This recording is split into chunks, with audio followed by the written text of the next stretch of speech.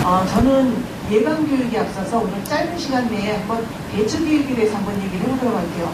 아이들은 반드시 사건이 발생하기 전에 반드시 징후를 보이게 돼 있습니다.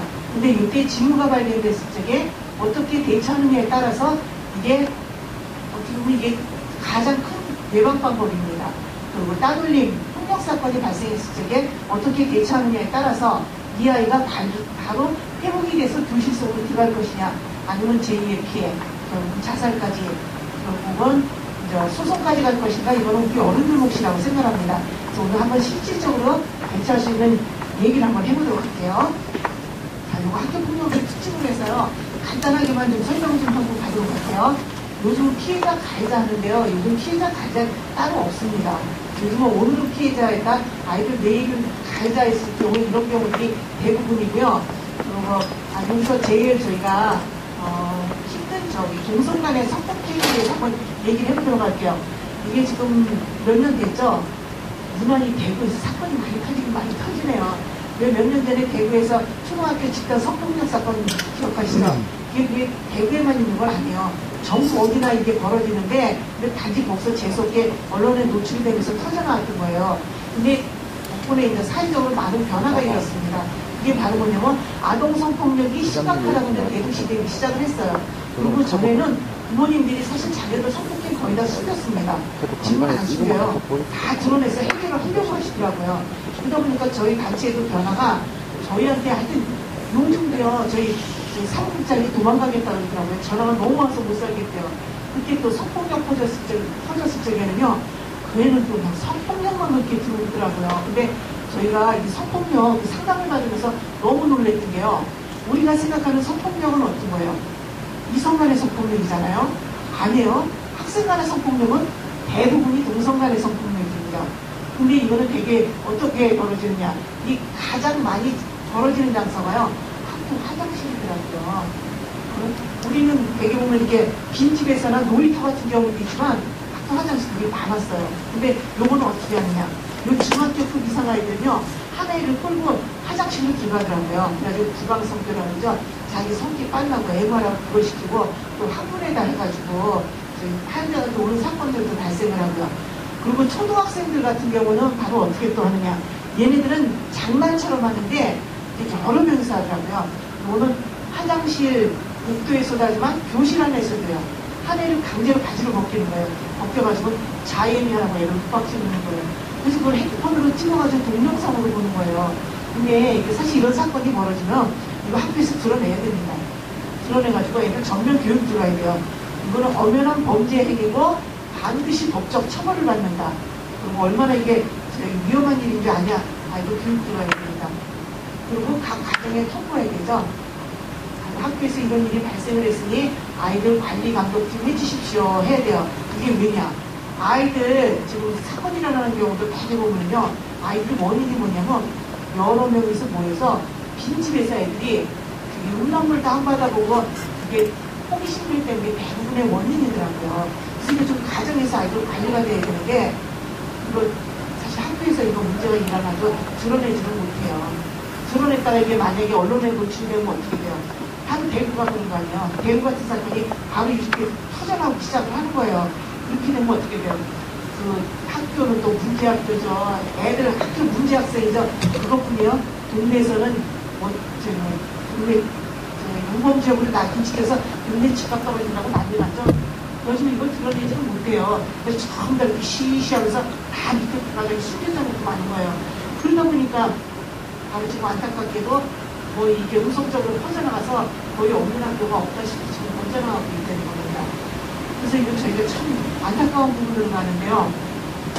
근데 우리 지금 요즘들 그래도 학교에서는 많이 변화가 일어나는 게 적극적으로는 대처 못하고 소극적으로 들어가더라고요. 이게 바로 뭐냐면 요즘 학교 화장실 들어가면요, 밖에 전면 유리 아예 문을 없애버리더라고요. 그리고 안에 화장실에 이렇게 다리가 보이도록 이렇게 뛰는 공사들이 지금 시작되고 있더라고요. 그러니까 이게 어떻게 보면 예방 방법이 될 수도 있어요. 지금 제일 많이 학교에서 사고 벌어지는 게 바로 뭐예요? 이 화장실하고 옥상에서도 요즘 사건들 많이 벌어지잖아요. 그래서 저번에 하도 안타까워서 저희 교과부에 회의에 들어갔다가요, 옥상문 좀 밖에 하면 안 되겠냐고 얘기를 했어요. 문을 잠그자고 했더니 그 소방법에 걸려서 안 된대요. 그래가지고 그것도 좋지도 못하고 지금 꾹꾹 알면서도 계속 이 상태를밖에 유지할 수 없다는 게 이게 정말 큰 문제를 지금 하고 있는 부분이라는 겁니다. 실질적으로 대처할 수 있는 노력에 대해서 한번 얘기를 해보도록 할게요. 일단은 선생님들이 가장 많이 호소하는 게 바로 뭐예요? 일단은 피해 징후는 발견이 된대요. 아이들 모습 딱 보면 선생님들이 보면은 읽혀요, 아이들. 그래서 아이들 빙빙 저희 학교 가서요. 교육 끝나면 이제 점심시간에 급식을 먹고 오거든요. 요즘 학교 급식도 참 맛있어요. 그래서 일부러 가서 먹는데 거기 가면 딱 표가 나더라고요. 식판 들고 다른 애들은 다 앉아있는데 갈 자리가 없어서 애들이 붙여지지 않아서 이렇게 빙빙 도는 애들 보여요. 그리고 선생님들도 이거 선생님들이 애들 발견 못한다 그러죠. 왜 발견 못해요? 마음만 먹으면 금방 알아요. 그래서 수업 시간에 저기 선생님 뭐 질문하면 애들이 그리고 제어 시키는 애 있어요.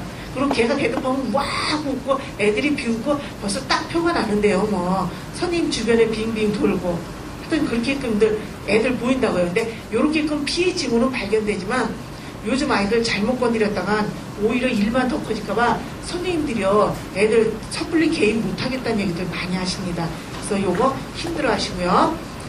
그리고 문제가 발생을 하면 요즘은 옛날 같지 않아요. 막 부모님들이 가가지고 우리 때처럼 가가지고 선생님들한테 눈치 보고 안 그러세요. 당장 쫓아가서 그냥 난리 나요. 그래가지고 너무 양쪽 부모님들이 너무 아우성돼가지고 학교에서 정말 힘들다는 얘기들 제일 이걸 많이 하십니다.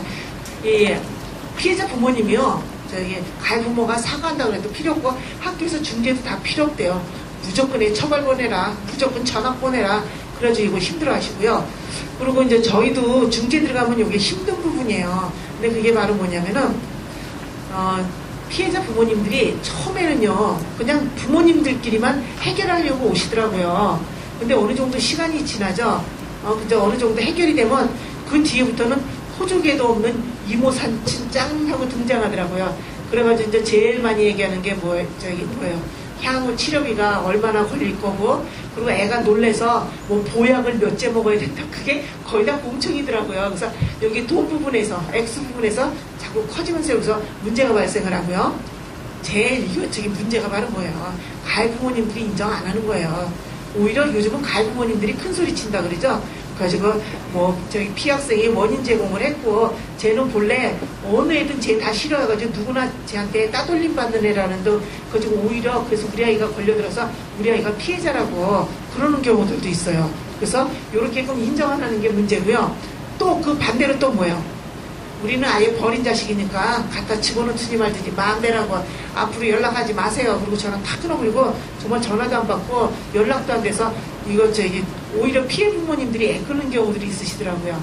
이렇게 하고 그리고 처벌 규정이 미약하다 그랬는데 요즘 이 얘기 선생님들이 제일 좋아하시는 거죠. 처벌이 없어서 처벌 규정이 없고 인권 조례 때문에 애들 건드릴 수가 없다. 그 얘기들 많이 하시는데 이거 방법이 있어요. 그거 찾아가지고 하면은 되는데 그걸 저기 알려드려도 잘 안 하시더라고요. 그래서 이런 부분이 있고요. 자, 부모님들은 뭘 호소하는지 한번 얘기를 해보도록 할게요. 하여튼 부모님이 아이한테 물어보는 거예요. 뭔가 아이가 징후가 보이거든요. 징후들이 보이면은 저기 너 왜 자꾸 그러냐고 물어보면은 아이가 얘기는 설핏해요. 얼핏 얘기를 하는데 아이가 하는 얘기가 엄마만 알고 있어. 선생님한테도 얘기하지만 난 그러면 죽어버릴 거야 그래요. 이건 왜 그러겠어요? 한마디로 말해서 우리 어른들을 신뢰를 못하는 거예요. 이 보복의 두려움 때문에 아이들이 그런 행동을 하게 되는 거고요. 그리고 하나 부모님들이 가장 많이 하시는 게 우리 아이가 전학을 잡고 가겠다 그래요. 전학을 보내야 될랑 그런데 전학을 해야 되나요? 그거를 많이 물어보시는데 이거는 솔직히 말해서 부모님이 전학시킬 마음이 있으면은 벌써 전학시켰어요. 시키고 학교하고 싸우든지 하지 이렇게 물어보지 않아요. 이 부모는 전학시키고 싶은 마음이 전혀 없는 거예요. 이 부모의 마음은 바로 뭐예요? 우리 아이가 지금 학기 중간에 딴 데 가면 더 적응 못해요. 그러니까 그 교실 속에 다시 들어갔으면 좋겠어요. 근데 들어가려면 어떻게 해야 돼요? 아이가 보호된대 하는 전제하에. 그러니까 한마디로 해서 가해 학생이 이런 행동을 하지 못하도록 해줘야 되는데 아니 가해 부모님이 인정조차 안 하고 사과를 안 하니 이 피해 부모님 피가 끓어요. 그래가지고 이 피해 부모님들이 제일 많이 하는 게 뭐예요? 학교에다가 가해 학생 전학 보내라고 난리를 쳐요. 왜 우리 애가 피해를 입었는데 제가 가야지 왜 우리가 가 그러고 난리를 치는데 아시다시피 중학교까지는 의무교육이잖아요. 강제 전학이 안 돼요. 그래서 이거 부모님들하고 여기서 언쟁들이 많이 벌어지시고요. 그래서 또 부모님들이 물어보는 게 가학생 얼마나 처벌받아요? 그리고 이걸 많이 물어보시는데 요거는 부모님들이 두 가지 마음이더라고요. 하나는 뭐냐면은 정말 우리 애가 당한 만큼 고스란히 보복해주고 싶은 심리가 있고, 근데 부모님들이 가장 많이 하는 건 뭐냐면은 그 부모하고 흥정을 하고 싶은 거예요. 가해자 부모님하고. 이렇게 처벌받는데 너네 아이 내가 처벌 안 할 테니까 우리 애 두 번 다시 못 건드리도록 니애 잡아. 그러면은 처벌 안 해줄 거야. 그렇게 해가지고 흥정하고 싶은 이게 부모님들의 심리들이 많으시고요. 그리고 선생님이 너무 심각성을 모른다 그래요. 그래서 아주 부모님들이 여기서 제일 아주 그냥 약이 올라하시는 게, 얘기를 하면은 선생님이 그 얘기를 많이 하신대요. 아니 다른 아이들은 멀쩡한데 당신 애만 적응 못하는 거 봐라. 그 부모가 그렇게 과거해서 그 부작용 아니냐. 그래가지고 부모님도 뚜껑 열려하십니다. 그래가지고 이게 어떻게 보면 선생님들이 언어적 실수를 해서 여기서 분노들이 많이 일어가지고 사건들이 대부분 커지게 된다는 겁니다. 그리고 고소고발 조치하겠다 그러는데요. 저희 이거 고소고발 조치하지 말라고 합니다. 요건 이따가 법 부분에서 간단히 알려드리도록 하겠고요. 오히려 아이들이 배경은 더 은밀하게 집요하게 아이들이 괴롭히게 된다는 겁니다. 그래서 절대 부모님들 보고 여기에 개입하지 말라 그러는데요. 일단은 이 방법은 선생님이 해나가야 되는 방법입니다. 어차피 부모님들이 교실 속에 가서 앉아 있을 수 있는 건 아니거든요. 그래서 선생님들이 교실 속에서 관리한 선생님들이 지켜보셔야 된다는 겁니다. 일단 선생님은 딱 눈치채시면 아이들 눈치채지 않게 이렇게 싹 관망만 하시는데요. 이거 빨리 파악해야 돼요. 그렇지 않으면 아이가 위험에 빠지게 되죠. 그래서 빨리 관망을 하시도록 하고요.